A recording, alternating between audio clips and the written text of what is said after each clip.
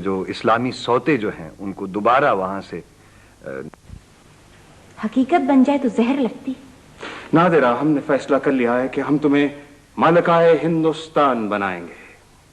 یہ آپ کیسا خطرناک خواب دیکھ رہے ہیں سر؟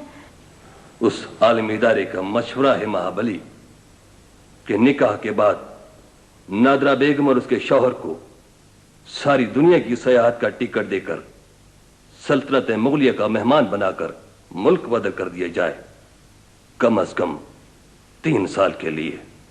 لیکن اگر وہ خانہ کا بیٹا واپس آنا چاہے تو؟ ایسا نہیں ہوگا مہاراج. ترقی یافتہ ملکوں کی کلا منتر میں ایسی موہنی ہے کہ وہاں سے کسی کو واپس آنے کو جی ہی نہیں چاہتا.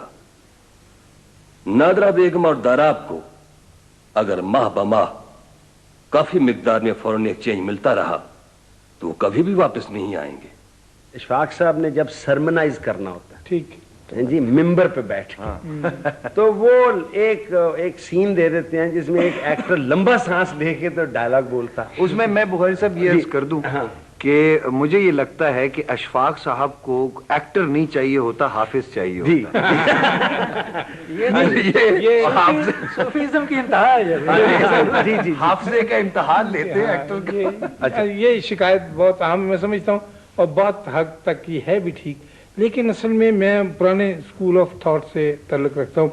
ہمارے استاد یا گرو جو تھے وہ پرانے ڈرامہ نگار تھے، شیکسپیئر اور یوجین اونیل تک کی حد تک کے. اچھا، ان کے ڈائلاگ اتنے تھے، میں ہر ڈائلاگ لکھنے کے بعد اس کی لائنیں اور لفظ گن لیتا ہوں کہ شیکسپیئر کی تقریر سے تو نہیں آگے بڑھے جو جتنے اس نے اینٹونی کی سپیچ ہے، جولیس سیزر کے ہے یا ہیملٹ کی ہے، تو میں دیکھتا ہوں الحمدللہ نہیں بڑھے. اگر اس سے بڑھتا ہو تو وہ فکرہ میں کاٹ دیتا ہوں. اچھا، تاکہ گرو کے ساتھ ساتھ اس سے پیچھے ایک قدم رہے. تو یہ عجیب بات ہے کہ ڈرامے کے میدان میں شیکسپیئر کی لمبی سے لمبی سرمنائزیشن کو سر تسلیم ہم سر ماتھے پہ رکھ کے مان لیتے ہیں.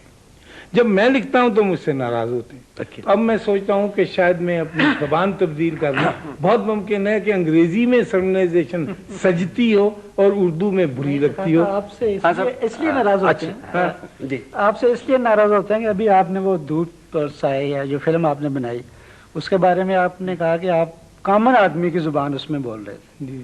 تو کامن آدمی تو بڑے چھوٹے چھوٹے فکرے بولتا ہے. اچھا، یہ ایک عجیب بات ہے اور آپ اس کو بلیو نہیں کریں گے کہ میرے جتنے بھی پلیز ہوتے ہیں جو مشکل، جو سر پر سے گزر جاتے ہیں، وہ کامن آدمی کے دل کے بہت قریب ہوتے ہیں. بالکل سچی بات میں عرض کر رہا ہوں. اور آج تک کسی ان پڑھ آدمی کو میری بات سمجھنے میں کبھی کوئی دقت نہیں ہوئی.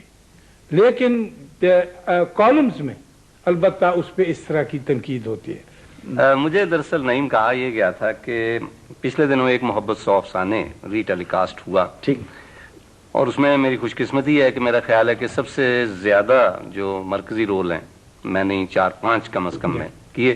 ٹھیک، اس میں پروڈیوسر کی خواہش بھی تھی اور اشفاق صاحب کی بھی ایک مہربانی تھی کہ وہ مجھے ان کرداروں کے لیے موزوں سمجھتے تھے. چنانچہ قرۃ العین اس کا پہلا جو چلا، اس میں ہم بطور اداکار خاص طور پہ اسٹیبلش ہوئے. اس سے پہلے ان کا حیرت کدا تھا. تو ایک تو میں یہ بات عرض کرنا چاہتا ہوں